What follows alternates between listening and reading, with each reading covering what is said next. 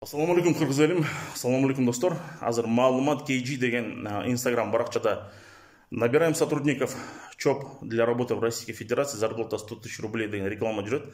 Ишенбегиле, мен алар менен WhatsApp аркылуу жазыштым. Булар наемниктерди азыркы күнү Орусия Федерациясы Украина эгемендүү элин кырыш үчүн, өлтүрүш үчүн наемниктерди набирать этип атат.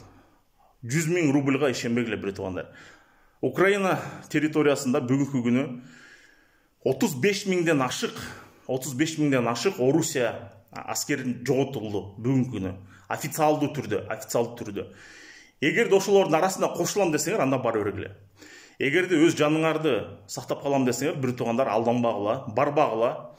Ата-энелерге кайрылып кетем, балдарыңарды жибербегиле, ишенбегиле. Балдарыңар азыр Орусияга барып туруп ошол жерге иштейин десе, ишенбегиле бир туугандар.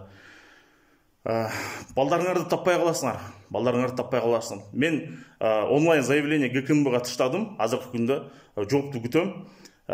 Ушул маалымат KG деген баракчага чара көрсүн деген.